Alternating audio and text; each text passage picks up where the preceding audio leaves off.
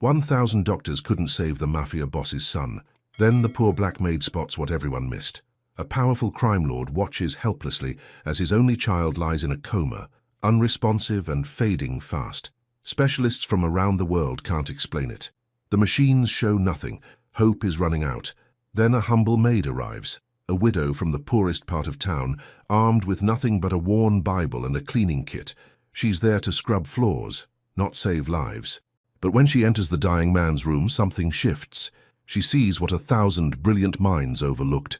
A single detail, one small observation that changes everything. But here's what nobody expected. Saving his life is only the beginning.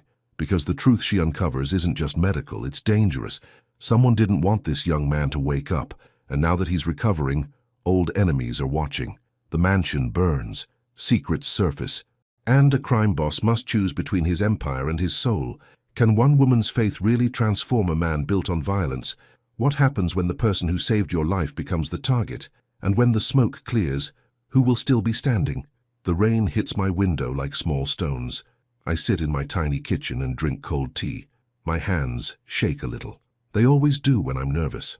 Tomorrow I start at the Morelli house. Mrs. Palermo called me 3 days ago. She said they needed help. She said the pay was good. She didn't say much else. I know who the Morellis are. Everyone in Newark knows. My grandson David warned me not to go. He said those people are dangerous, but I need the work. My savings are almost gone. I close my eyes and pray. My voice is quiet in the empty room. Lord, if this is where you want me, I'll go. Give me courage. Let me be a light. The rain keeps falling. I fold my hands and wait for peace. The mansion gates are taller than I expected. Black iron, cameras everywhere. A guard walks toward me. His face is hard, his eyes find mine and narrow. "You Ruth Johnson?" he asks. "Yes, sir." He doesn't smile. He just waves me through. I carry my cleaning kit and my Bible. The driveway is long. The house rises ahead like something from a magazine. White columns, windows that gleam even under grey clouds. Mrs. Palermo meets me at the door. She's older than me by maybe 10 years. Her hair is silver and pulled back tight. "You're on time," she says. "That's good." Her voice is warm but tired. She looks at me like she's measuring something. "Come inside. I'll show you around." The inside is even bigger. Marble floors, paintings on every wall. Everything is clean, but somehow it feels cold. Mrs. Palermo leads me through rooms I can't name. Sitting room, study, library. I try to remember the way back. "You'll clean the main floors," she says. "The kitchen, the hallways, Mr. Morelli's office when he's not in it." She stops at the bottom of a wide staircase. Her expression shifts. Something sad moves across her face. "There's one more room," she says. "Upstairs. The young master's room." "The young master?" "Mr. Morelli's son, Luca." Her voice drops. "He was in an accident. He's not well." My chest tightens. "I'm sorry to hear that." She nods. "We have nurses. Doctors come every day, but the room still needs cleaning. I just thought you should know." I understand. She's warning me. "Death lives in this house." "I'll be careful," I say. She pats my arm. "I think you will." The other staff don't speak to me much. There are 2 younger maids, Maria and Sofia. They whisper in Italian when I pass. The cook, Mr. Benedetti, barely looks at me. When I ask where to find the mop, he points without a word. I know what they're thinking. I've seen it before. A black woman from the poor side of town. They wonder what I'm doing here, but I don't let it touch me. I've learned to carry myself with quiet dignity. By noon, I've cleaned 3 bathrooms and the dining room. My knees ache. My back reminds me I'm 62 years old. Mrs. Palermo finds me in the hallway. "Time for lunch," she says. Staff eats in the kitchen. The kitchen is huge, industrial, the kind you see in restaurants. I sit at the small table in the corner. Maria and Sofia sit across from me. They speak in low voices. I catch words I don't understand. Mr. Benedetti serves pasta. It's good, better than anything I've made in years. "Thank you," I say to him. "This is delicious." He grunts, but I think I see the corner of his mouth lift. Maria looks at me. Her eyes are curious. "Mrs. Palermo says you're a widow." "Yes." "Children?" "I raised my grandson, David. He's 19 now, in college." Sophia tilts her head. "How do you afford that?" Her voice isn't unkind, just surprised. "Scholarships," I say, "and a lot of prayer." They exchange glances. I can tell they don't know what to do with me. That afternoon, Mrs. Palermo takes me upstairs. The hallway is quieter here, thicker carpet, heavy doors. We stop at the last door on the left. She turns the handle slowly. This is Luca's room. The curtains are half drawn. Pale light filters through. Machines stand beside the bed. A young man lies still under white sheets. He's maybe 30. Dark hair. Strong features even in sleep. But his face is too pale. His chest rises and falls with the help of tubes. My breath catches. He looks like he's already gone. The nurses come 3 times a day, Mrs. Palermo says. You just need to dust and keep it tidy. I nod. My throat feels tight. A small dog lies on a cushion in the corner. A golden retriever mix. He lifts his head when we enter. That's Bruno, Mrs. Palermo says. He won't leave. We bring him food and water. He just waits. I walk over and kneel beside Bruno. He sniffs my hand. Then he licks it gently. You're a good boy, I whisper. You're faithful. Something shifts in my chest. I look back at the bed, at Luca's still form. Can I pray here? I ask. Mrs. Palermo's eyes soften. Of course. I stand and move to the bedside. I don't touch him, I just close my eyes. Lord, I say quietly, this young man needs your mercy. I don't know what's wrong, but you do. Please be near him. Please bring healing. When I open my eyes, Mrs. Palermo is watching me. She wipes her cheek quickly. Thank you, she says. Her voice is barely above a whisper. I meet Antonio Morelli on my 3rd day. I'm cleaning the study when the door opens. A tall man walks in. He wears a dark suit. His shoulders are broad. His hair is grey at the temples. His eyes find mine immediately. They're sharp, cold. Who are you? He asks. Ruth Johnson, sir. I'm the new maid.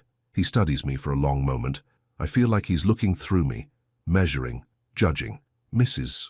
Palermo hired you? Yes, sir. He nods slowly. Then he walks to his desk without another word. I finish dusting quickly. My hands tremble slightly. I can feel his presence like weight.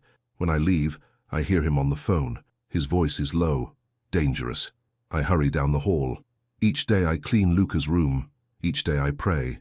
I speak to him softly while I work. I don't know if he hears me, but it feels right. Good morning, Luca, I say. It's a beautiful day outside. The sun is shining. I bet you'd like to see it. Bruno watches me. Sometimes he wags his tail. The nurses come and go. They check machines. They adjust tubes. They don't speak to Luca, but I do. I tell him about my life, about David, about my late husband, James. James worked at the factory, I say one afternoon. He was a good man, strong, kind. He loved God and he loved me. I pause. Emotion rises in my throat. He died 10 years ago. An accident, but I know he's at peace, and I know I'll see him again. Luca doesn't move, but I swear Bruno looks at me with understanding. On my 7th day, everything changes. I'm cleaning Luca's room in the morning. Sunlight streams through the window. I hum an old hymn. Great is thy faithfulness. I wipe the nightstand. The machines beep softly. Everything is routine. Then I see it. A tiny movement. Luca's right hand. His fingers twitch. I freeze. Did I imagine it? I watch. Nothing. Just the steady beep of monitors. I move closer. Luca? I say. Can you hear me? Nothing. I feel foolish. But something inside me insists. If you can hear me, I say, blink. Just once. Slowly. I hold my breath. The silence stretches. I count to 10. Then his eyelid moves, just a little, but it moves. My breath catches. Dear God, I whisper. I run to the door. Help, I shout. Somebody help! Footsteps thunder up the stairs. Mrs. Palermo arrives first, then nurses, then Antonio. What's wrong? Antonio's voice is sharp, afraid. He blinked, I say. I asked him to blink, and he did. The lead nurse moves to the bed. She checks his vitals. She leans close. Mr. Morelli, she says to Luca, if you can hear me, blink once. We all watch. The room holds its breath. Luca's eye flutters. Once. Slow and deliberate. Antonio's face goes pale. His hands grip the bed rail. Luca, he says. His voice breaks. Son. The machines start beeping differently. The nurse checks the monitors. Her eyes widen. There's brain activity, she says. More than before. Antonio turns to me. His eyes are wet. You saw it first. I nod. I feel tears on my own cheeks. Thank you, he says. His voice is thick with emotion. Thank you. The house changes after that. Hope moves through the halls like wind. Doctors come, they run tests. They argue about what it means. But Luca keeps responding. Small movements, occasional blinks. Antonio calls me to his office 3 days later. I knock softly. "Come in," he says. I enter. He sits behind his massive desk, but he looks smaller than before, more human. "Sit," he says. He gestures to a chair. I sit. My hands fold in my lap. He opens a drawer and pulls out an envelope. He slides it across the desk. "A bonus," he says, "for what you did." I don't touch it. "I can't take that, Mr. Morelli." His brow furrows. "Why not?" "Because I didn't do anything special. I just noticed. And I prayed. You saved my son." "No, sir. God is saving your son. I'm just grateful I could be there." He stares at me. Something shifts in his expression. Confusion, maybe, or wonder. "You really believe that?" he asks. "In God?" "Yes, sir. With all my heart." He leans back. "I haven't believed in anything for a long time. Maybe that's why I'm here," I say softly. The silence hangs between us. Then he pushes the envelope closer.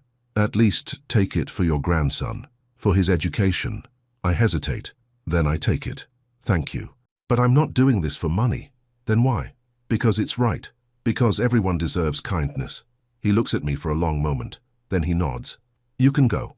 I stand and walk to the door. Before I leave, I turn back. "Mr. Morelli," I say, "there's always hope, even when we can't see it." His eyes find mine. For the first time, they look uncertain. I start reading to Luca every afternoon. Mrs. Palermo brings me books from the library. I read adventure stories, poetry. Sometimes I just read from my Bible. "Listen to this," I say one day, Psalm 23. "The Lord is my shepherd. I shall not want. He makes me lie down in green pastures." My voice is steady, calm. I feel the words settle into the room like blessing. Bruno rests his head on my foot. Luca's chest rises and falls. He leads me beside still waters. He restores my soul. Luca's hand moves, just slightly, but I see it. I reach out and touch his fingers gently. "You're still in there," I whisper. "So you're coming back." His hand closes, barely, around my finger. My breath catches. Tears blur my vision. "That's right," I say. "Hold on. Just keep holding on." Antonio starts showing up during my reading sessions. He doesn't come in. He just stands in the hallway, listening. One afternoon I glance up and see him there. Our eyes meet. "Come in," I say. "You're welcome." He hesitates.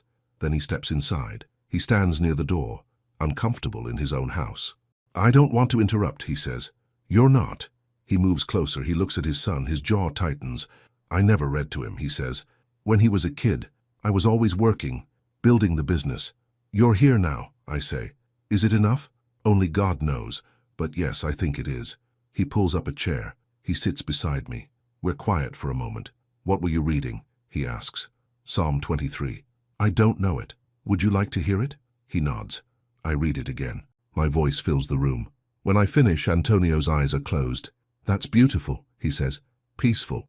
Faith usually is." He opens his eyes. "I don't know how to have faith. I've spent my whole life trusting only myself." "That must be exhausting." He laughs. It's a sad sound. "It is. You can start small," I say. "Just believe that your son will wake up. That's a beginning." "Is that what you believe?" "Yes." Even though 1,000 doctors couldn't help him, especially because of that, something shifts in his face. He looks younger, more vulnerable. "Thank you, Ruth," he says. His voice is quiet. "For being here. I'm glad I am." The change happens slowly, over days and weeks. Luca starts moving more. His fingers, his toes. Sometimes he makes small sounds. The doctors say it's unprecedented. They use words like remarkable and miraculous. Antonio throws himself into his son's recovery. He cancels meetings. He stays home. He sits with Luca for hours. One evening I find him asleep in the chair beside the bed. His hand rests on Luca's arm. I cover him with a blanket gently. He doesn't wake. Bruno looks at me and thumps his tail. I smile. "Things are changing," I whisper to the dog. "Can you feel it?" But not everyone is happy. Vito Mancini is Antonio's second in command. I've seen him around the house. He's younger than Antonio, harder. His eyes are always calculating. He watches me. I feel it whenever he's near. One afternoon he stops me in the hallway. His presence makes the space feel smaller. "You're the miracle worker," he says. His voice is mocking. I don't respond. "You got lucky," he says. "You happened to be in the room when the kid twitched. Now everyone thinks you're special." "I never said I was special." "No, but you're letting them believe it." "I'm just doing my job." He steps closer. Your job is cleaning, not playing nurse, not filling Antonio's head with religious nonsense. My chest tightens, but I keep my voice steady. Mr. Morelli is a grown man. He makes his own decisions. Not lately. Vito's smile is cold. Lately he only listens to you. That's dangerous. I don't understand. You don't need to. Just know this. If something happens to Luca, if he gets worse instead of better, people are going to ask questions. About you, about why you're really here. He walks away before I can respond. I stand in the hallway. My hands shake. Fear moves through me like ice. That night I can't sleep. I lie in my small bed and stare at the ceiling. Vito's words circle in my mind. If something happens to Luca, I pray. I ask God for protection, for wisdom, but the fear doesn't leave. The next morning I'm distracted. I spill cleaning solution on the marble floor. I drop a dustpan. Mrs. Palermo notices. "Are you all right?" she asks. "Yes, just tired." Her eyes narrow. "Did someone say something to you?" "No." "Ruth," I sigh. "Mr. Mancini spoke to me yesterday. He doesn't think I should be here." Her mouth tightens. "Vito is suspicious of everyone. Don't let him frighten you." "I'm not frightened, just aware." She touches my arm. "You're doing good work. Don't forget that." But her words don't comfort me, because I know Vito is powerful, and powerful men don't make empty threats. 2 days later, Antonio asks me about my husband. We're sitting with Luca. I've just finished reading. The afternoon light is golden. "Mrs. Palermo mentioned you're a widow," he says. "Yes." "How long?" 10 years. "What was he like?" I smile. "He was kind, patient. He loved music. He could fix anything. Sounds like a good man." "He was." "Do you miss him?" "Every day. But I know he's at peace. That helps." Antonio nods slowly. "My wife died 6 years ago. Cancer. I'm sorry. I wasn't good to her. Not like I should have been. I was always working, always chasing more." His voice is heavy with regret. "By the time I realized what I'd lost, she was gone. She knew you loved her." "How can you know that?" "Because you're here now, fighting for your son. That kind of love doesn't appear suddenly. It was always there. She saw it." His eyes find mine. They're bright with unshed tears. "I hope you're right," he says. "I am." Luca's progress continues. One afternoon he opens his eyes. I'm alone with him, reading. Suddenly I feel him watching me. I look up. His eyes are open, confused but aware. "Hi," I say softly. "Welcome back." His mouth moves. No sound comes out, but I can see him trying. "Don't strain yourself," I say. "You've been asleep for a long time. You're getting better." His eyes move around the room, landing on Bruno, then back to me. "Your dad will be so happy," I say. "And Bruno missed you." A tear slides down his cheek. I reach out and wipe it gently. "It's okay," I whisper. "You're safe, you're home." He closes his eyes again, but his hand finds mine. He squeezes weakly. My breath catches. "Thank you, Jesus," I whisper. Antonio throws a small dinner to celebrate Luca's progress, just family and close staff. He insists I attend. I try to refuse, but he won't hear it. "You're part of this," he says. "You belong at this table." So I sit in the grand dining room. Mrs. Palermo is there, Mr. Benedetti, the nurses, Maria and Sophia, and Vito. Antonio raises his glass. "To Luca," he says, "and to Ruth, who saw what no one else could." Everyone drinks except Vito. He stares at his plate. The food is incredible. Pasta, fresh bread, wine I can't pronounce. Antonio laughs for the first time since I've known him. He tells stories about Luca as a child. Everyone listens, but I feel Vito's eyes on me, cold, assessing. When dinner ends, I help clear the table. Vito corners me in the hallway. "Enjoying your moment?" he asks. "I'm grateful for Luca's recovery." "You're naive. You think Antonio's changed. He's still who he was. Still the same man who built this empire on blood. People can change." "No, they can't. And when he remembers that, when he goes back to business, where will you be?" "I'll be doing my job." He leans in close. "Your job is to stay out of the way. Remember that." He walks away. My chest tightens. My hands shake. That night Antonio calls me to his office. It's late. The house is quiet. I knock. He tells me to enter. He sits at his desk. Papers are spread everywhere. He looks exhausted. "Sit," he says. I sit. Something feels wrong. "I need to ask you something," he says. "Of course. Where did you work before here?" My stomach drops. "At a hotel. Housekeeping. Before that?" "A nursing home. I was an aide." "How long?" "5 years." He writes something down. And before that, Mr. Morelli, is something wrong? He looks up.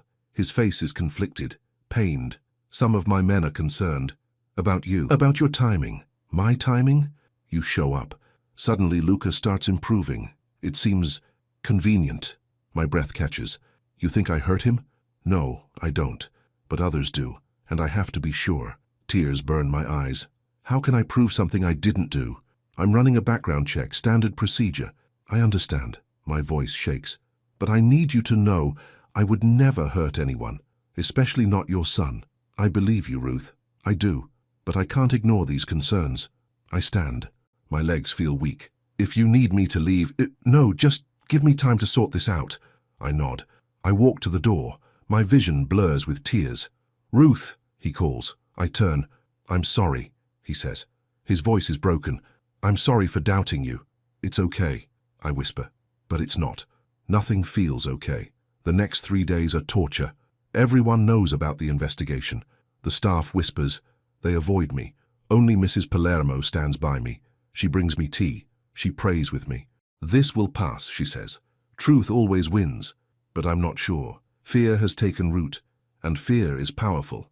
I still read to Luca, but Antonio doesn't come anymore. I can feel his absence like cold. Luca continues improving. He makes sounds. He tracks movement with his eyes. But I can't enjoy it, because I know I'm not welcome anymore. On the 4th day, Antonio calls me to his office again. His face is hard, closed off. The background check came back clean, he says.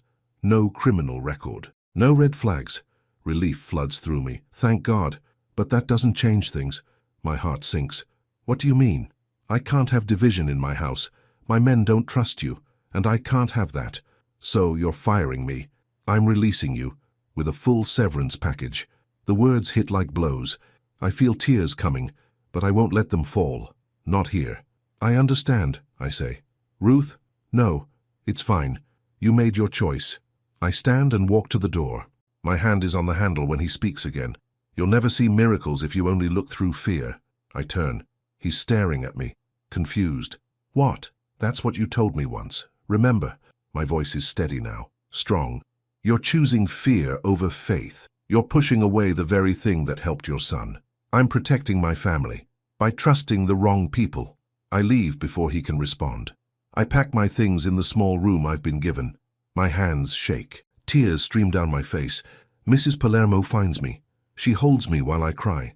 This isn't right, she says. He's making a mistake. Maybe it's time for me to go. Maybe I did what I was supposed to do. You believe that? I don't know what I believe anymore. She hands me a tissue. Luca needs you. He's still recovering. He has doctors. He'll be fine. But he needs you. I shake my head. Not if his father doesn't want me here. I finish packing. I walk down the grand staircase for the last time. The house feels darker, colder. I pass Luca's room. I want to say goodbye, but I can't. It would break me. Instead, I whisper a prayer. Lord, watch over him. Bring him all the way back, even if I'm not here to see it. The front door closes behind me. Rain starts falling. I pull my coat tight and walk down the long driveway. At the gates, I turn back. The mansion looms against grey clouds. I left my Bible on Luca's nightstand.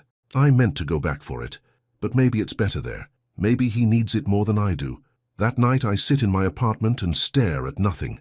David calls, but I don't answer.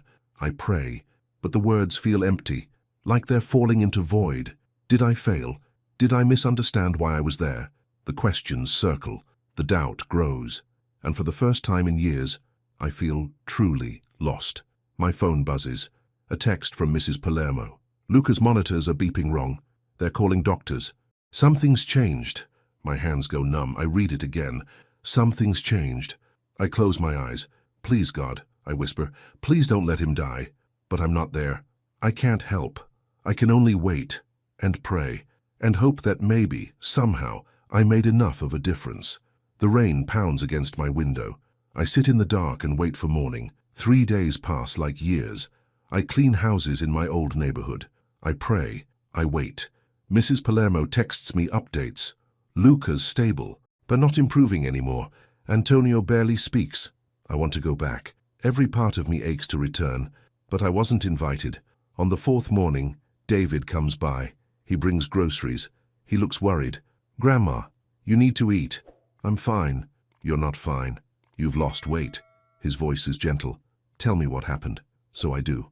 I tell him everything. About Luca, about Antonio, about being sent away. He listens. When I finish, he takes my hand. You did nothing wrong, he says. I know. But it still hurts. Maybe you need to let it go, find a new job, move on. Maybe. But I can't. Not yet. Something inside me says the story isn't finished. Rain falls on the 5th day, heavy and constant. I sit by my window and watch it. My phone rings. Unknown number. I almost don't answer. Hello?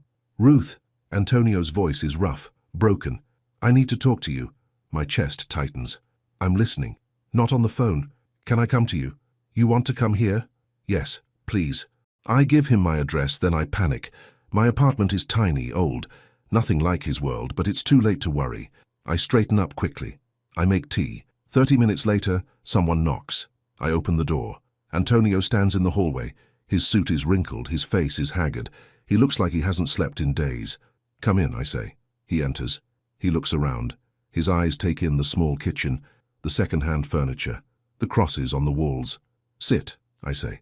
I gesture to the table. He sits. I pour him tea. He doesn't drink it. Luca's getting worse, he says. His voice is barely above a whisper. My breath catches. What do you mean? The night you left, his vitals started dropping. The doctors don't know why. They've run every test. But he's fading. Tears fill my eyes. I'm so sorry. It's my fault. I sent you away. And now, he stops. His jaw tightens. Now I'm losing him.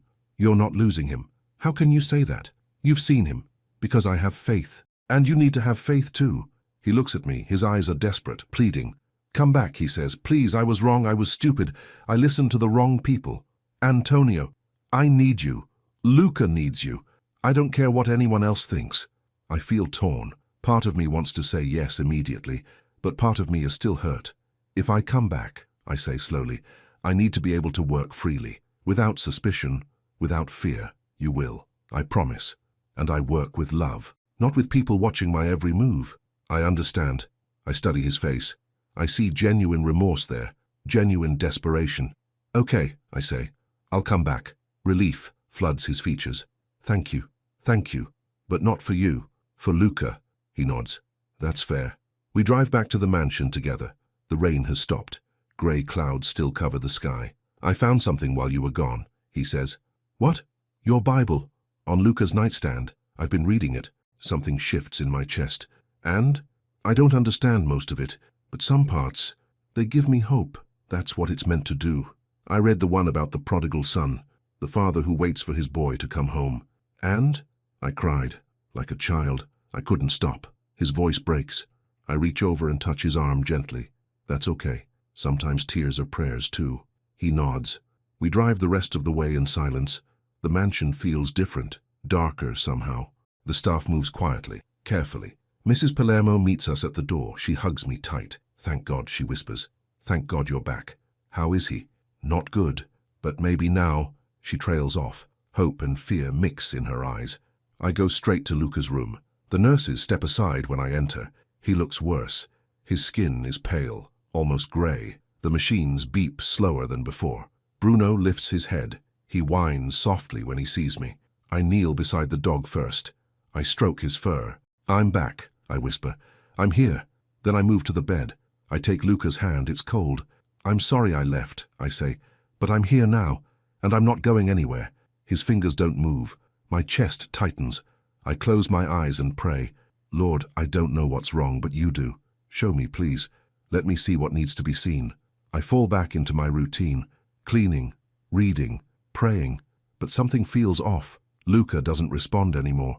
He doesn't squeeze my hand. He doesn't blink when asked. The doctors are puzzled. They say his decline makes no medical sense. On my 3rd day back, I'm cleaning his room thoroughly, more thoroughly than before. I notice everything, the windows, the curtains, the baseboards, and then I smell it, something musty, old, like wet wood. I follow the smell to the wall behind Luca's bed. I lean close. The wallpaper is peeling slightly at the corner. I touch it. It's damp. That's strange, I say out loud. Bruno comes over. He sniffs the wall. Then he backs away, whining. Something in my gut says to look closer. I gently pull the wallpaper back. Black spots, spreading under the surface, dark and thick. My breath catches. Dear God! I run to find Mrs. Palermo. She's in the kitchen. I need you to come look at something, I say. She follows me upstairs. I show her the wall. Her face goes pale. Is that what I think it is? She asks. I think so. We call Antonio. He arrives with a contractor. The contractor peels back more wallpaper. Black mold. Everywhere, behind the wall, under the baseboard, spreading like disease. How long has this been here? Antonio asks.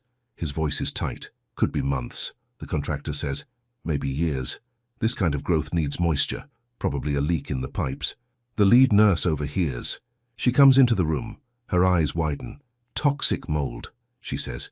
It could cause respiratory issues, neurological symptoms, especially in someone already vulnerable. Antonio turns to me. His face is stricken. You found it. I just noticed the smell. No, you found it because you cared enough to look, to really look. The contractor boards up the wall.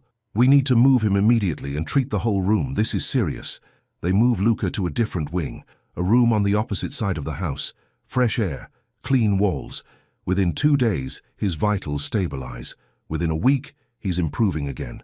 The doctors call it remarkable. I call it answered prayer. Antonio pulls me aside one afternoon. We stand in the hallway. His eyes find mine. You saved him, he says. Again. I just found the mold. No. You saw what everyone else missed. Because you paid attention, because you cared. Anyone would have. No, they wouldn't. I had a dozen doctors here.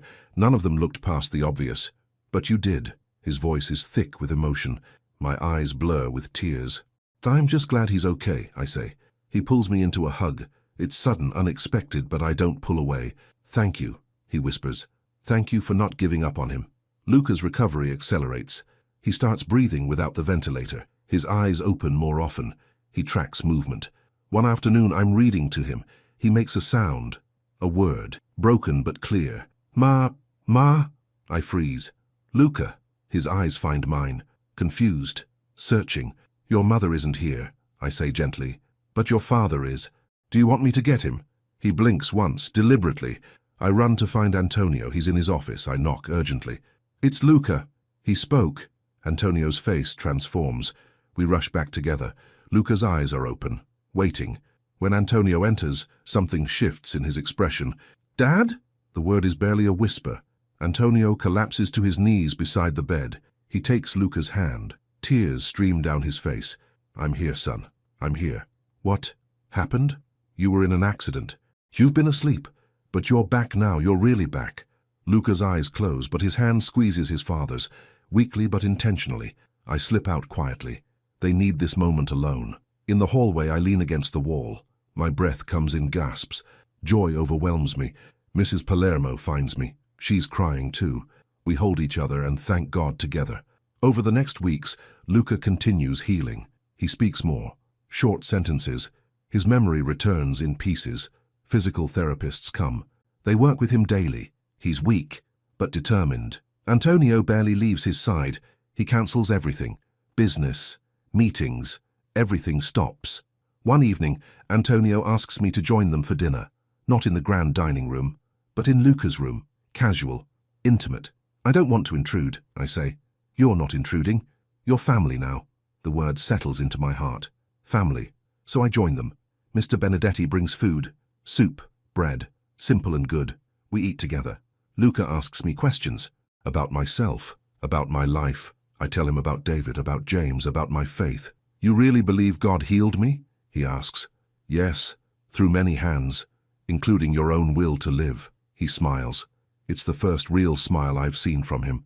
Thank you, Ruth, for everything. You're welcome. Antonio clears his throat. Before we finish, I want to do something. Ruth, will you teach us to pray, like you do? I feel tears rising. Of course. I show them a simple grace. Their voices are uncertain but sincere.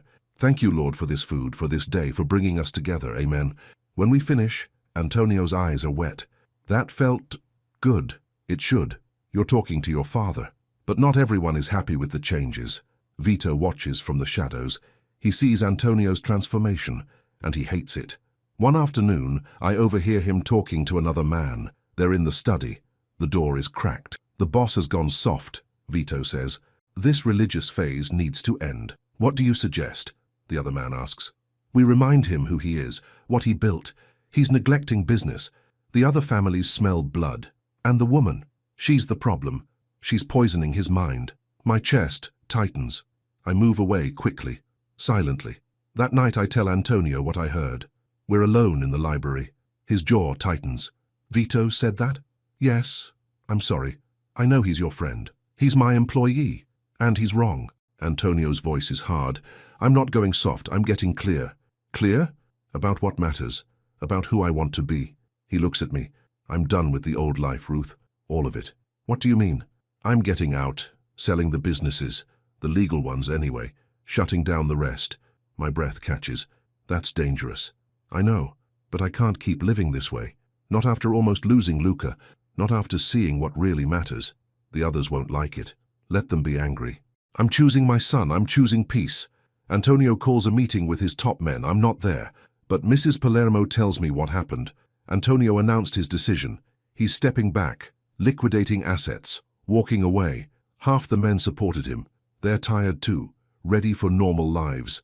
But the other half, led by Vito, were furious. They argued, shouted, made threats. Antonio stood firm. He said anyone who wants out can leave with a severance, but the violence ends now. Vito stormed out, taking 3 men with him. It's bad, Mrs. Palermo says. Her voice is worried. Very bad. Will they hurt him? I don't know. But Antonio's been in this life a long time. He has enemies, and now they see weakness. That night I can't sleep. Fear sits heavy in my chest. I pray, but the worry won't lift. Around 2 a.m., I hear something. A sound. Faint but wrong. I get up. I walk to my door. I smell smoke. My heart stops. I open the door. Grey smoke fills the hallway. Fire! I scream. Fire! I run down the hall, banging on doors. Mrs. Palermo appears. Then Maria and Sophia. Where's Antonio? I shout. His room, down the hall. Get out, all of you. Get out now. They run for the stairs. I go the opposite direction, toward Antonio's room, toward the smoke. The heat grows, the smoke thickens. I cover my mouth with my sleeve. Antonio! I shout. I hear coughing. A door opens. Antonio stumbles out. His face is covered in soot. Luca! He gasps. I have to get Luca. Where is he? His room, the new one. West wing. We run together. The smoke is worse there. Flames lick up one wall. Luca's door is closed. Antonio kicks it open. Luca is awake, terrified. He tries to get out of bed, but his legs won't support him. I've got you, Antonio says. He lifts his son. Luca is thin, weak, but Antonio carries him. Follow me, I shout. We move through smoke. My eyes burn, my lungs scream, but I don't stop. We reach the stairs. Other men are fighting the fire, shouting, chaos everywhere. We make it outside. Sirens wail in the distance. Antonio lays Luca on the grass. You're okay, he says. You're okay, but I'm not okay. My chest feels tight. Wrong. I can't catch my breath. I fall to my knees, coughing, gasping. Antonio turns. Ruth! He catches me before I collapse. The last thing I see is his terrified face. Then everything goes dark. I wake in a hospital. White walls. Beeping machines. Everything hurts. A nurse sees me stirring. Welcome back, she says. Her voice is kind. You've been out for 8 hours. Luca? I rasp. My throat feels like fire. He's stable. Down the hall. Antonio? He's here. Been sitting with you most of the night. As if summoned, Antonio appears. He's bandaged. His face is red, but his eyes are bright with relief. Thank God, he says. He sits beside my bed. You scared me. I'm okay. You're not okay. You have severe smoke inhalation, damaged lungs. The doctor says you need to rest for weeks. But no arguments, you saved my son's life again. Now let me take care of you. Tears slide down my cheeks. I'm too tired to stop them. What happened? I ask. The fire? His face darkens. Vito, he and his men, they tried to burn us out, to punish me. Did they get away? No. The police arrested them. They're going to prison. All of them. I'm sorry. Don't be. This is my fault. My past catching up. His voice breaks. But I'm done now. Really done. No more looking back. They keep me in the hospital for 5 days. Antonio visits every morning. Luca comes once, in a wheelchair. He holds my hand and thanks me again. Mrs. Palermo brings flowers. David drives down from college. He cries when he sees me. "Grandma, you could have died." But I didn't. God protected me. You need to stop taking these risks. I didn't plan to run into a burning house, but I couldn't leave them. He understands. He's known my heart his whole life. When they release me, Antonio insists I stay at the mansion, or what's left of it. The west wing is destroyed. The rest is damaged, but the structure stands. Antonio has rented a hotel suite for everyone, staff, family, all of us together while repairs happen. "You'll stay with us," he says, "until you're fully recovered. I can go home. Ruth, please, let me do this." I agree, because I'm too tired to argue, and because somehow these people have become my family. Over the next weeks we heal together. Luca continues therapy. Antonio meets with lawyers. I rest and pray. One afternoon, Antonio finds me on the hotel balcony. I'm reading my Bible, the one they rescued from the mansion. "Can I join you?" he asks. "Of course." He sits. We watch the city below, busy, loud, alive. "I've been thinking," he says, "about what to do next. And I want to build something good, a foundation for kids who don't have chances." Something shifts in my chest. "That's beautiful. I want to name it after both of us, Morelli and Johnson, to show that rich and poor, black and white, we're all the same in the end." My breath catches. "You'd do that?" It was Luca's idea, actually. He said you taught him what really matters. He wants to be a doctor now to help people like you helped him. Tears blur my vision. I'm honored. "Will you help me build this foundation?" "Yes, of course. Yes." He takes my hand. Our eyes find each other's, and in that moment I see what God has been building. Not just healing, but redemption for all of us. Construction on the foundation begins 3 months later. The fire destroyed the mansion, but from the ashes, something new rises. A building, modern but warm, with classrooms, a medical clinic, a community center. I help design it. Antonio funds it. Luca plans to work there after medical school. The press covers the story. Mafia boss turns philanthropist. From crime to compassion. But we ignore the headlines. We know the truth. This isn't about headlines, it's about changed hearts. 1 year after the fire, we hold the opening ceremony. Hundreds attend, families, kids, reporters. I stand beside Antonio and Luca. We're dressed simply. No fancy suits, just normal clothes. A choir sings, gospel music, the kind that lifts your soul. Antonio cuts the ribbon. The crowd cheers. Children run inside to explore. I watch them. Joy fills my chest. This is why I was there. This is what God was building. Antonio leans close. "None of this would exist without you. It exists because God wanted it. I was just his instrument. A very brave instrument." I smile. Faith makes us brave. That evening, after everyone leaves, the 3 of us stand in the foundation garden. It's small but beautiful. Roses, tulips, a bench. Luca walks without help now. He's strong again, whole. "I start medical school in the fall," he says. "I'm proud of you," I say. "I want to be like you, to see people, really see them." "You already do." Antonio plants a white rose bush in the center of the garden. "For new beginnings," he says. We stand together, 3 people who shouldn't have met, whose lives shouldn't have intersected. But God writes better stories than we do, and this one isn't finished yet. 6 months after the opening, I find Antonio in the chapel. The foundation has a small prayer room, simple, peaceful. He sits in the front pew. His head is bowed. He doesn't hear me enter. I start to leave, but he looks up. "Stay," he says. His voice is quiet. "Please." I sit beside him. The silence stretches between us, but it's comfortable now. We've learned to be quiet together. "I've been thinking about confession," he says. "Confession. My crimes. The people I hurt. I need to make it right." My chest tightens. "That's between you and God." "I know, but I want to talk to a priest. Officially. Do you think Father Dominic would see me?" Father Dominic is my pastor, the man who married James and me, who baptized David, who's known me for 30 years. "I think he'd be honored," I say. "Even knowing what I am, what I've done. He knows we're all sinners, that's why grace exists." Antonio nods slowly. "Will you come with me?" "If you want me to." "I do."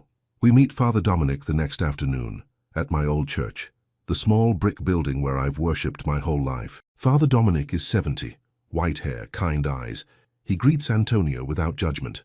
"Thank you for coming," Antonio says. "Thank you for being brave enough to seek counsel," Father Dominic says. They talk privately for 2 hours. I wait in the sanctuary. I pray for both of them. When they emerge, Antonio's eyes are red, but his face looks lighter, younger. "Thank you," he says to Father Dominic. "Thank you for listening. Come back anytime. The door is always open." We drive back in silence.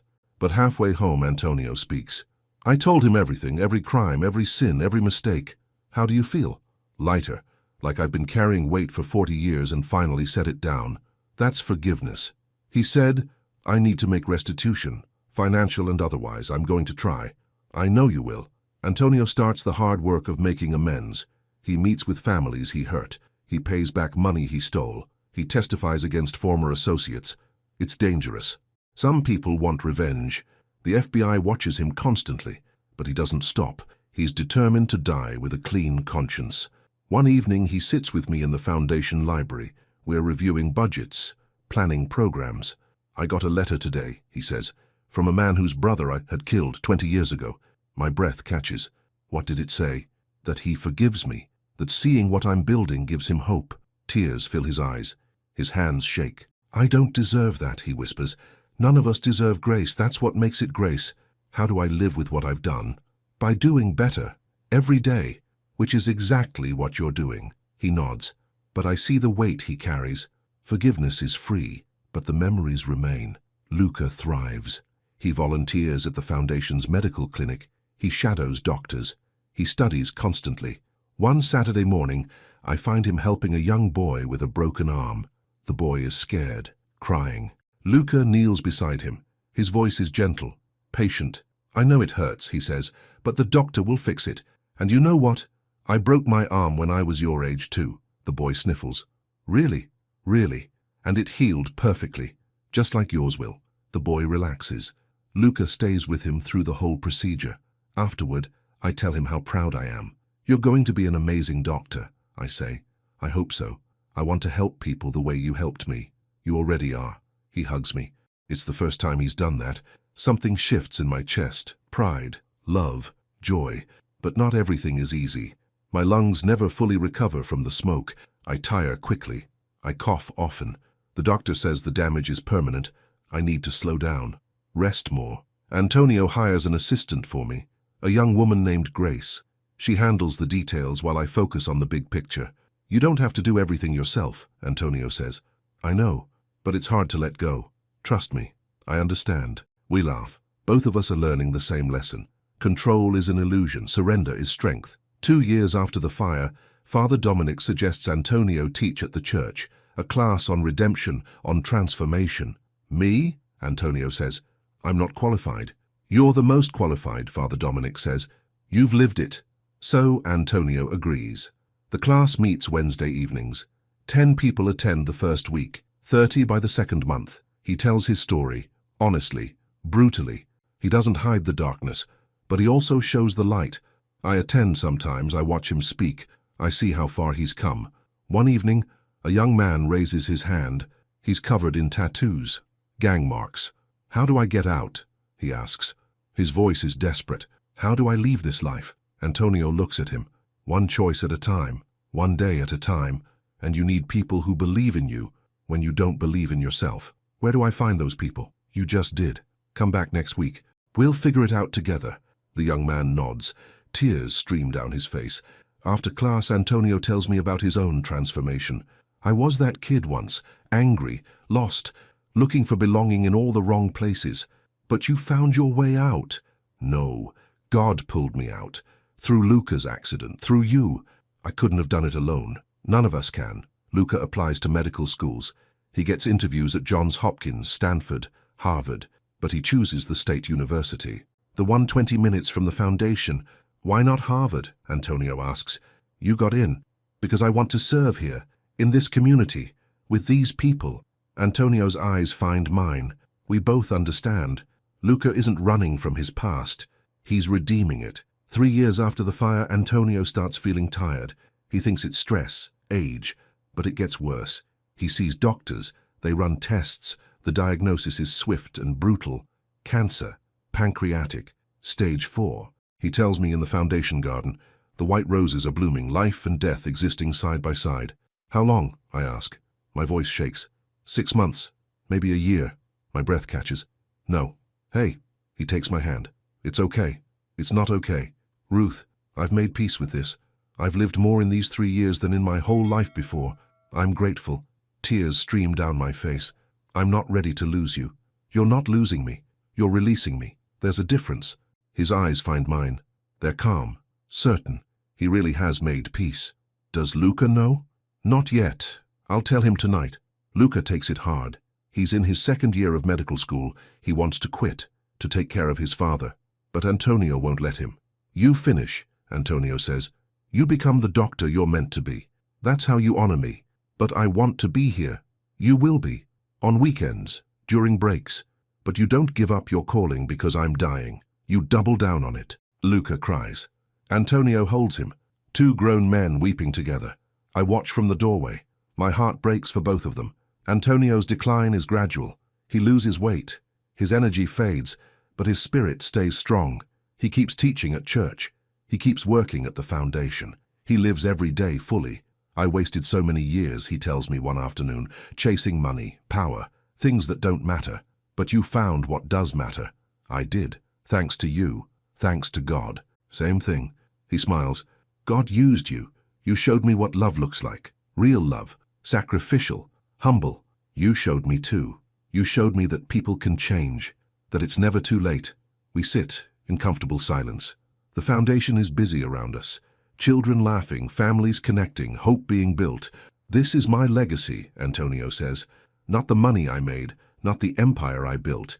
It's a good legacy. The best. 5 months into his diagnosis, Antonio collapses. We rush him to the hospital. He's weak, fading. The doctors say he has weeks, maybe days. Luca comes home. He sits beside his father constantly, holding his hand, talking softly. I visit every afternoon. I read to Antonio. Psalms, Proverbs, the Gospels. Do you remember when you first read to Luca? He asks one day. His voice is barely a whisper. Yes, you saved his life. And mine. You gave us both a second chance. God gave you a second chance. I just happened to be there. No. You chose to be there. You chose to see us, to care. That's not luck, that's love. My throat tightens. I love you, Antonio. Like family. I love you too. You're the sister I never had. The mother Luca lost. The angel God sent. Father Dominic visits often. He prays with Antonio, gives him communion, prepares him. I'm not afraid, Antonio tells him. I know where I'm going. How can you be so sure? Father Dominic asks. Because I'm forgiven. Not because I deserve it, but because God is good. And Ruth taught me to trust that goodness. Father Dominic looks at me. He smiles. She's good at that. Antonio dies on a Tuesday morning, peacefully, in his sleep. Luca is beside him. So am I. We're holding his hands when his breathing slows, then stops. The machines beep, but we don't call the nurses yet. We sit with him, in the sacred space between life and death. He's free now, I whisper. Luca nods. Tears stream down his face. I'm going to miss him so much. Me too. But he's at peace. Finally, we pray together, thanking God for Antonio's life, for his transformation, for the time we had. The funeral is massive. Hundreds attend. People from all walks of life. Former criminals he helped rehabilitate. Families he made amends to. Kids from the foundation. Church members. Luca gives the eulogy. His voice is strong, clear. My father was a complicated man. He made terrible mistakes. He hurt people.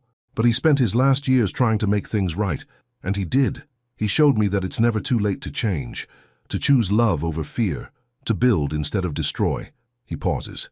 His eyes find mine in the crowd. And he taught me that family isn't just blood. It's the people who show up, who stay, who love you when you're unlovable. Ruth Johnson was that person for us. She saw my father's heart when everyone else saw his crimes. She believed in us. And she never gave up. I'm crying. Everyone around me is crying. So today we say goodbye to Antonio Morelli, father, friend, redeemed man. But we don't say goodbye to his legacy. The Morelli Johnson Foundation will continue his work. I will continue his work. And every life we touch is a testament to what grace can do. After the funeral, Luca and I stand in the foundation garden, beside the white rose bush Antonio planted. He left you something, Luca says. He hands me an envelope. Inside is a letter, in Antonio's handwriting. Dear Ruth, if you're reading this, I'm gone, but I'm at peace. Because of you, you walked into my house as a maid, but you left as family. You saw past my money, my power, my crimes. You saw my soul, and you loved it anyway. I've left instructions. The foundation is yours and Luca's now. Equal partners. Keep building, keep healing, keep showing people what grace looks like. Don't mourn too long. I lived well at the end. That's all anyone can ask. Thank you. For everything. For being brave enough to care, for being faithful when I wasn't, for showing me God's love with skin on. I'll be watching, and when your time comes, I'll be waiting. We have more work to do in eternity. With love and gratitude, Antonio. I fold the letter carefully. My hands shake, my vision blurs. He loved you very much, Luca says. I loved him too. What do we do now? We keep going. We honor him. We live the way he taught us to live at the end. With purpose. With love. Luca nods. We stand together.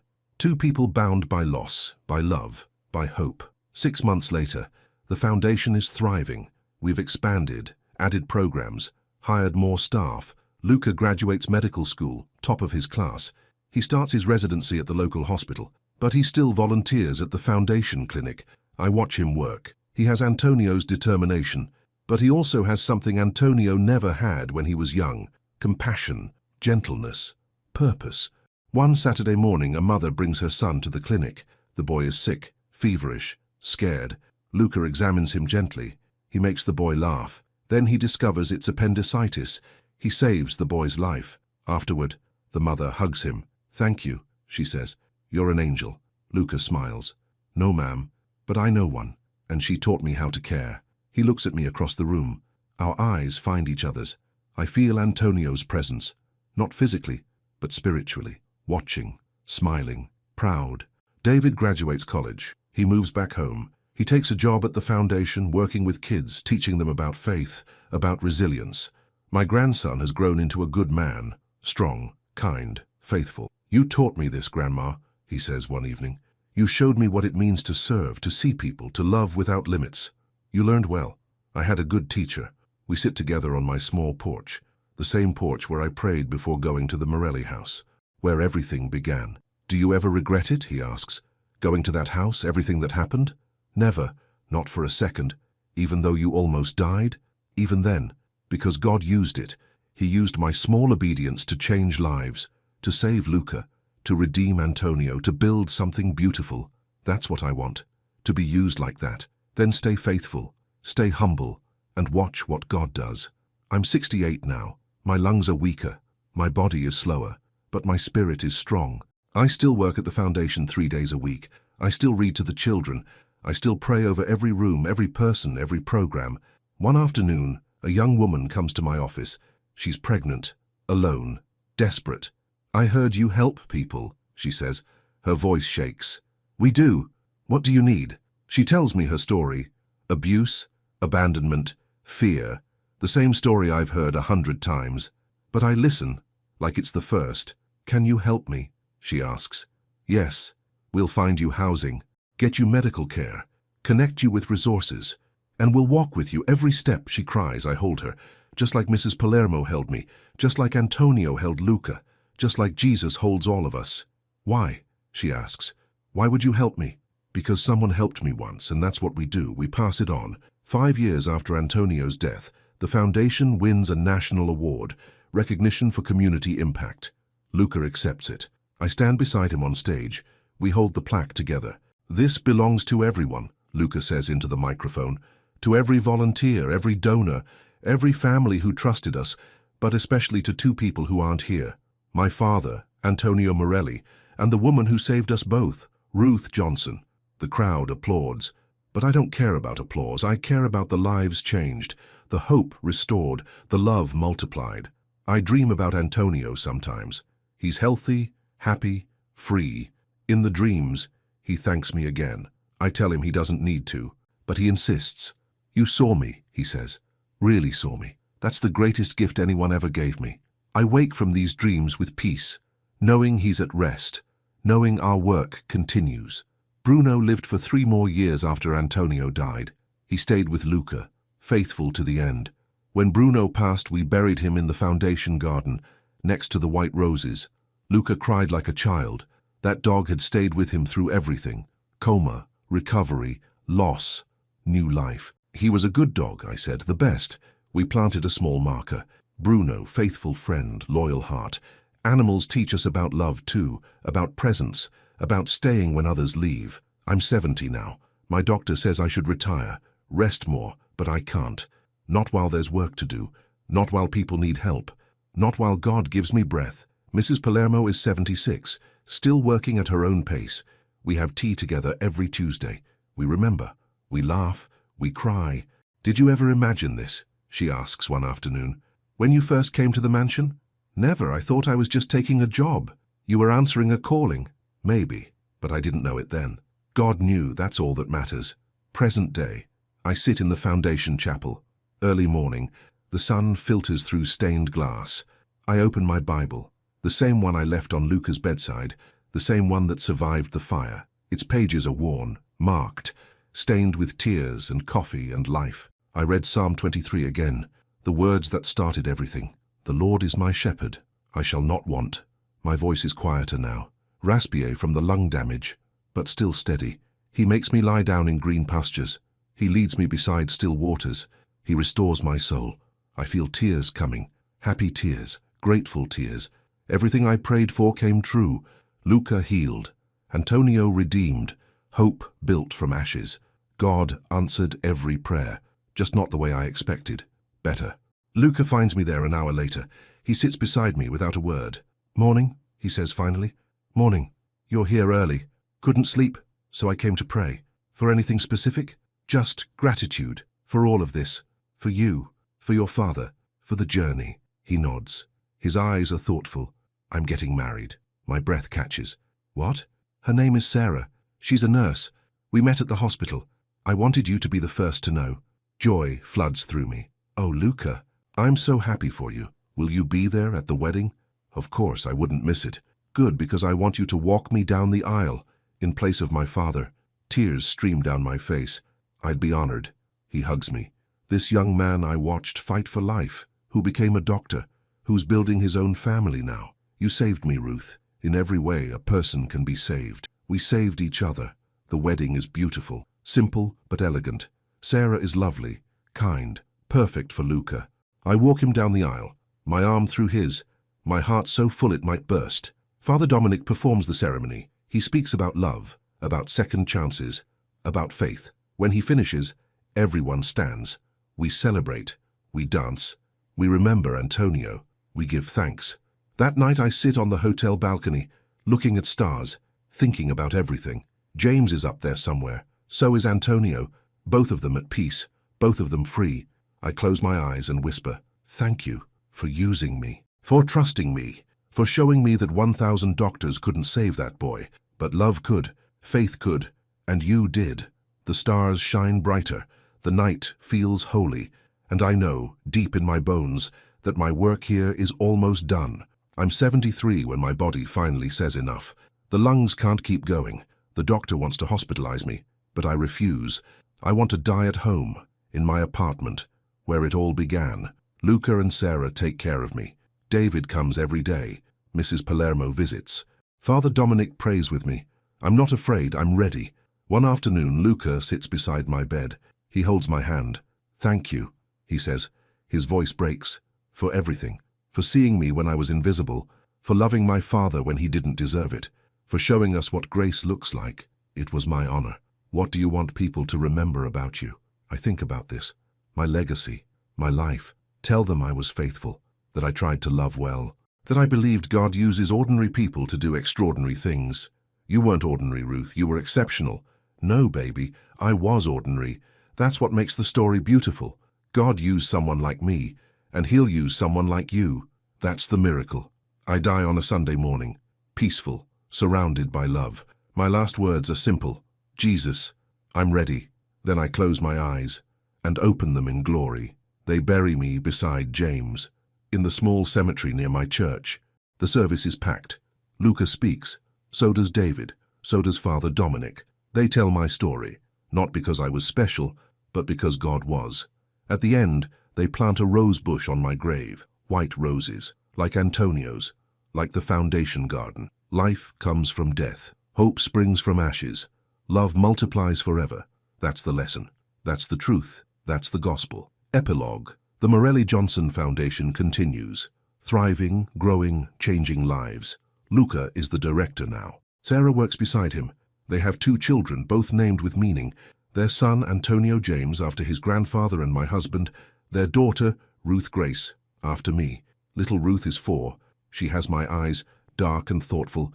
She asks questions about faith, about helping people, about why some folks have less than others. Luca tells her about me, about her great-grandfather, about fire and healing and redemption. She listens carefully. Then she says, "I want to help people too." "You will," Luca tells her, "just like Grandma Ruth did." David runs the foundation's education program. He married a teacher. They have a son. He's studying to be a minister. 3 generations, all serving, all loving, all believing. This is the legacy. Not buildings or money, but hearts changed, lives transformed, hope passed down. On the 10th anniversary of my death, they gather at the foundation. Everyone who knew me, everyone whose life I touched. They tell stories. They laugh. They cry. They remember. A young woman speaks. She's the daughter of the pregnant girl I helped years ago. She's in college now, studying social work. Ruth Johnson saved my mother, and therefore saved me. I never met her, but I know her, because I see her in this place, in the people she touched, in the love that keeps growing. She pauses. Emotion chokes her voice. 1,000 doctors couldn't save Luca Morelli, but one faithful woman could, because she saw what they didn't. She loved when others judged. She stayed when others left. And because of her, this place exists, we exist, hope exists. They stand in the garden, around the white roses. They pray together, thanking God for small obediences, for faithful servants, for grace that multiplies. The sun sets. Golden light bathes everything, and if you listen close enough, you can almost hear it. The angels singing, the prayers ascending, the legacy continuing, because 1,000 doctors heal bodies, but faith heals souls, and love never ends. Little Ruth Grace picks a white rose. She holds it gently. She closes her eyes. "Thank you, Grandma Ruth," she whispers, "for showing us how to love." The wind carries her prayer upward, where I wait, where Antonio waits, where James waits. We smile. Our work was faithful. Our love was real. And the story continues, forever and ever. Amen. She smiled. Everything was finally at peace. The morning after Antonio's funeral, I wake in my small apartment. The bed feels too big. The silence too heavy. I make tea. My hands move automatically. Pour water, add the bag, wait. David knocks softly. He lets himself in. He's been staying close since Antonio died. "Morning, Grandma." "Morning, baby." He sits across from me. His eyes are worried. "How are you?" "Sad, but okay." "You don't have to be okay." "I know, but I am." Antonio lived well at the end. That's what matters. David nods. He understands. He saw the transformation too. "Luca wants to meet with you today." "About the foundation." "Already?" He says waiting won't make it easier. He's right, grief doesn't have a timeline. Work doesn't stop because hearts break. "Tell him I'll be there this afternoon." The foundation feels different without Antonio, quieter somehow. Like the building itself is mourning. Luca waits in what used to be Antonio's office. He's made it his own now. Medical textbooks, family photos, a cross on the wall. "Thank you for coming," he says. "Of course." We sit. The silence stretches. Both of us feeling the absence. "He left very specific instructions," Luca says finally. He slides papers across the desk. "The foundation is ours. 50-50. Equal decision-making, equal responsibility." My breath catches. "Luca, I can't." "Yes, you can. He wanted this. I want this. But you're young. You have your whole career ahead. You don't need an old woman slowing you down." His eyes find mine. They're firm, certain. "You're not slowing me down. You're guiding me." There's a difference. I look at the papers. Legal documents, signatures, everything official. "Are you sure?" "Completely. We're partners. In this work. In this legacy. You and me together." Something shifts in my chest. Fear mixed with hope. "Okay. Partners." We shake hands. Then we hug. 2 people bound by loss, by love, by purpose. The work helps. It always has. When grief threatens to pull me under, I focus on others. A family needs housing. We find it. A child needs medical care. We provide it. A mother needs job training. We connect her one problem at a time, one person at a time. This is how we honor Antonio. This is how we heal. Mrs. Palermo retires 6 months after Antonio's death. She's earned her rest. We throw her a party, small but meaningful. She cries. We all cry. You changed my life, she tells me. You showed me that faith still works, that miracles still happen. You changed mine too. You believed in me when no one else did. I saw your heart immediately. That's all I needed to see. She moves to Florida, near her daughter, but she calls me every Sunday. We pray together over the phone. These connections matter. They're threads in a larger tapestry, God weaving lives together. Luca meets Sarah 6 months later. She's a nurse in the ER, strong, capable, kind. He brings her to meet me on a Saturday. They hold hands. Their eyes shine. Ruth, this is Sarah. She smiles. Her face is open, honest. I've heard so much about you. Good things, I hope. The best things. Luca says you saved his life. God saved his life. I just happened to be there. We talk for hours about medicine, about faith, about Antonio, about the foundation. Sarah asks thoughtful questions. She listens carefully. I can see why Luca loves her. When they leave, Luca hugs me tight. What do you think? I think she's perfect. Don't let her go. I won't. I'm going to marry her. Good. You deserve happiness. His eyes fill with tears. I wish Dad could meet her. He can. He's watching and he's proud. They marry in the spring. Small ceremony. Intimate. Perfect. I stand beside Luca as he asked, my arm through his, my heart full. Father Dominic performs the service. He speaks about covenant, about two becoming one, about love that mirrors divine love. When Luca and Sarah exchange vows, I think about James, about our wedding 45 years ago, about promises kept. Marriage is sacred. It's hard work, but it's worth it. These two understand that. At the reception, Luca toasts his father. Dad taught me many things, some good, some bad, but at the end, he taught me the most important lesson. It's never too late to change, never too late to choose love. Everyone raises their glasses. To Antonio, to redemption, to second chances. Sarah joins the foundation board. She brings fresh ideas, new energy, medical expertise. Together, Luca and Sarah expand our services. They add mental health counseling, addiction recovery programs, job placement services. We're not just treating symptoms anymore, Luca says at a board meeting. We're addressing root causes. I'm proud of him, of them both. They're taking Antonio's vision further than he ever imagined. One afternoon, Sarah pulls me aside. Her face is glowing. I'm pregnant. Joy floods through me. Oh, Sarah, that's wonderful. We want to ask you something. Will you be the baby's godmother? My breath catches. Me? Your family. The most important family we have. Tears blur my vision. Yes, of course. Yes. She hugs me. This young woman I barely know but already love, because she loves Luca, and she sees the value in faith, in legacy, in connection. Antonio James Morelli is born on a Tuesday, 8 pounds. Perfect, healthy. I hold him in the hospital. This tiny life, this new beginning. He has Antonio's dark hair, Luca's gentle eyes.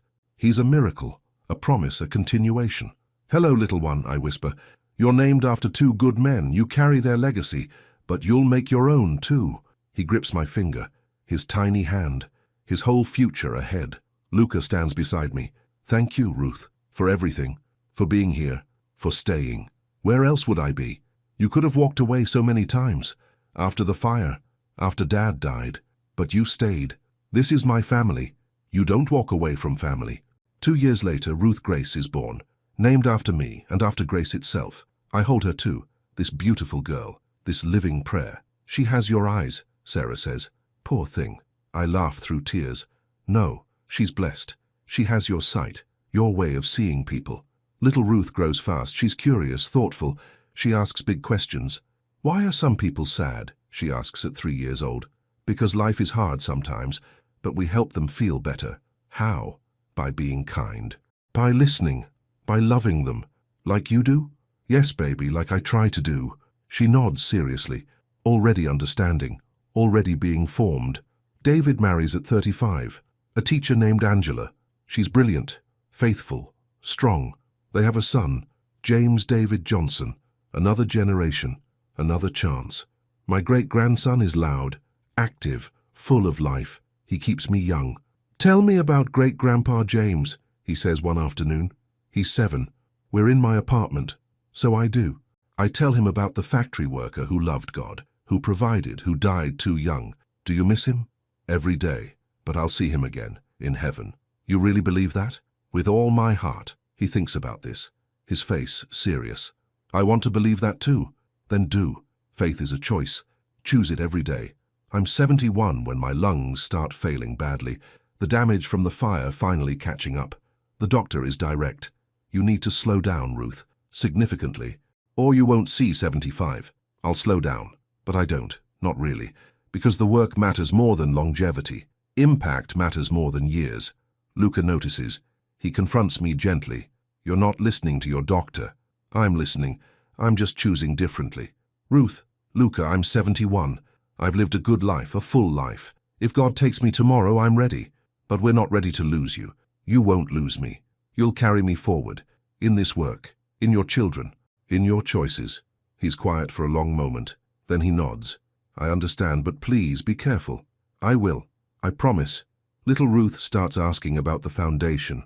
She's 5 now. Bright. Observant. Why do we help people, Grandma Ruth? We're in the garden, tending roses. The white ones Antonio planted. Because Jesus told us to. He said, whatever we do for the least of these, we do for him. Who are the least of these? People who are hurting, who are hungry, who are alone. We help them because it's right. Will I help people when I grow up? If you want to. If God calls you to. I think he will, because I'm named after you. My breath catches. Names are special, but they're not destiny. You choose your path. I choose this path, like you, like Daddy. I hug her. This beautiful child, this living legacy. The foundation celebrates its 10th anniversary. A gala, formal, beautiful. Donors come, community leaders, families we've helped. The ballroom is packed. Luca gives a speech. So does the mayor. So does a young man we helped get off drugs.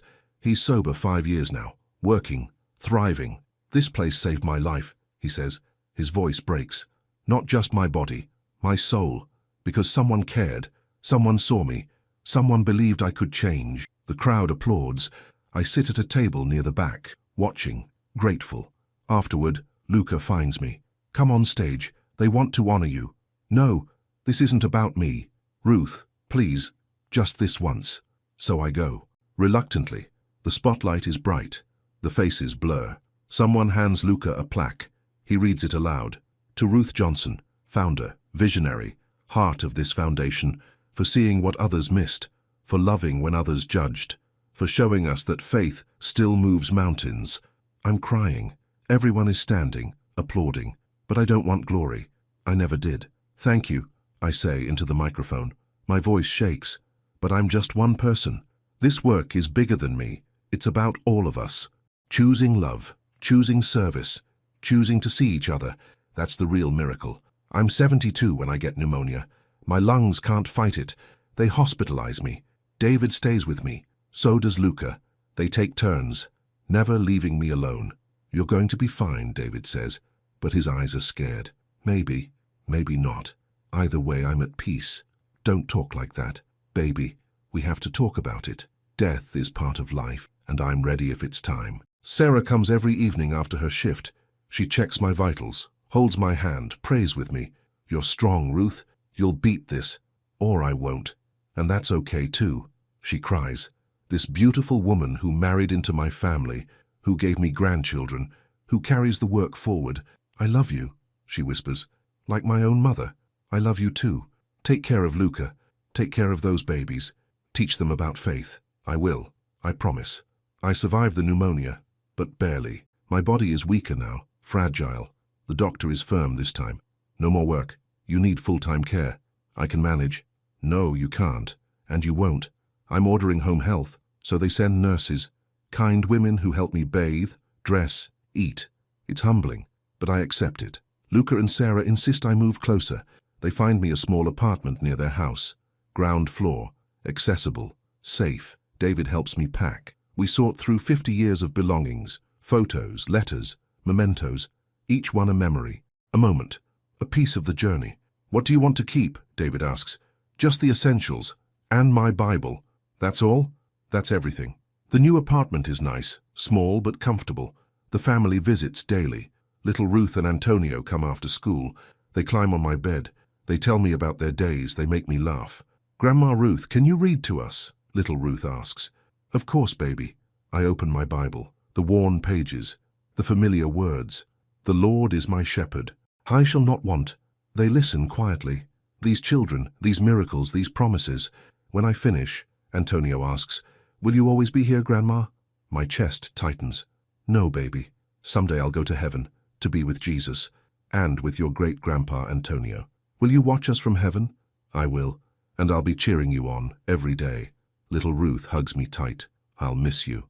I'll miss you too, but we'll see each other again. That's a promise." I'm 73 when my body finally surrenders. The lungs can't sustain me anymore, not even with oxygen. The doctor gives me weeks, maybe a month. I refuse hospital care. I want to die at home, in my bed, surrounded by love. Hospice comes. They're gentle, professional, they keep me comfortable. Luca and Sarah move me into their house, into the guest room, so they can care for me properly. "You don't have to do this," I say. "Yes, we do. Your family. This is what family does." Father Dominic visits daily. He brings communion, reads scripture, prays. "Are you afraid?" he asked one afternoon. "No, I'm ready. I've lived well. I've loved well. Now I'm going home." "You're remarkable, Ruth." "No, I'm ordinary. That's the point. God uses ordinary people. That's the miracle. My last week is peaceful. People come, friends, families from the foundation, former colleagues. They tell me stories, how I impacted their lives, how my faith inspired them, how they'll carry the work forward. I listen, I smile, I'm grateful, but I'm also tired, so tired. David sits with me late one night. We're alone, quiet.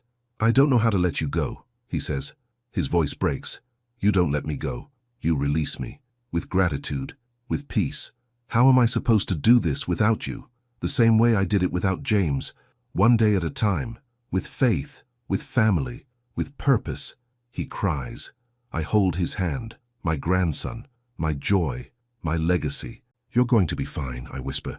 "Better than fine. You're going to be amazing." On my last Sunday, Father Dominic brings me communion.